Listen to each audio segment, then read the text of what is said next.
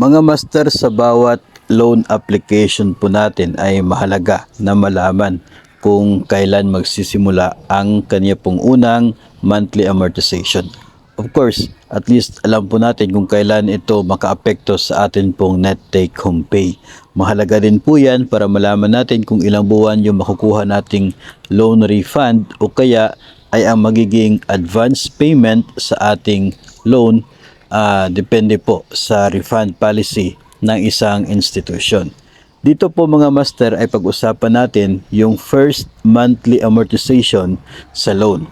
Sa mga private lending institutions na accredited ng DepEd, for DepEd personnel, magsisimula po yung monthly amortization the following month pagkatapos ng loan release. So kung kayo po ay nakapag-process ng loan release sa buwan ng Setyembre, October yung kanya pong first monthly amortization. So sa October po na sahod ninyo makakaapekto yung inyo pong loan application sa buwan ng Setyembre. Pero pagdating sa GSIS ay mahalaga po itong papel na ginagampanan ng mga AAO at yung PETSA ng kanilang pag-approve, pag-confirm sa inyong application sa GSIS loan. Ito kasi yung basis ng pag-grant ng isa pong loan. At yung PETSA ng pag-grant ng loan ay factor kung kailan magsisimula ang monthly amortization.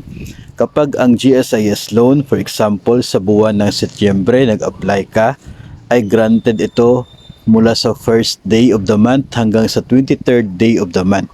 So kung granted by your AAO from September 1 to September 23, ang first amortization ay magsimula sa October.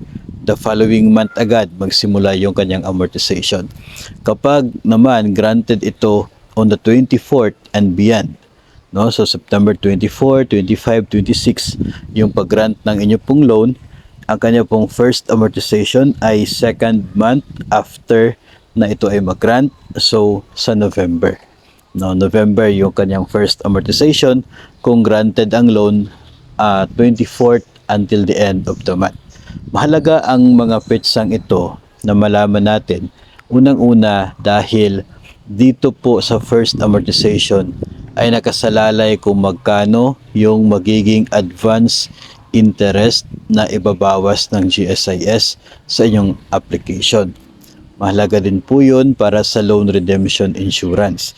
So dito po sa granted ng 1st hanggang 23rd of the month, yung advance interest na kukunin ay equivalent sa interest kung ilang araw mula po sa pag-grant hanggang sa katapusan ng buwan. So kung granted ngayon September 13, so yung first advance interest ay from September 13 hanggang sa September 30. At pang isang buwan lang din na loan redemption insurance yung ibabawas kasi the following month ay magsisimula na yung amortization. Pero kung granted 24th and beyond, yung advance interest niya ay included po ang buwan ng Setyembre dahil sa buwan na yon ay wala pang magiging monthly amortization.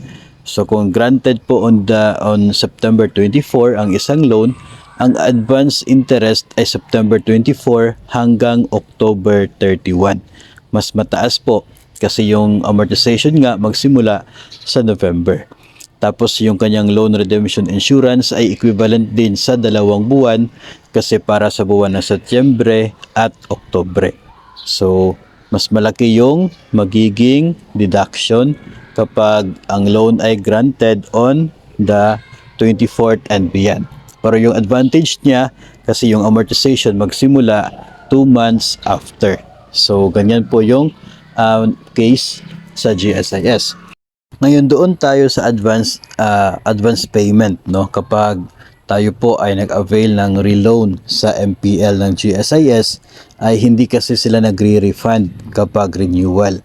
Ang mangyayari, yung payment po ninyo na hindi pa po na post upon renewal ay magiging advance payment sa inyo pong bagong loan.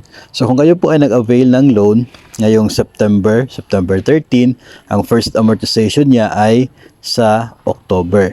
So kung sa ngayon yung na-post po na payment ay para pa lamang sa buwan ng Agosto, yung payment po ninyo, deduction for the month of September, ay magiging first payment na ninyo doon sa inyo pong bagong loan na supposedly sa October pa yung first amortization. So siya po ay magiging advance payment doon.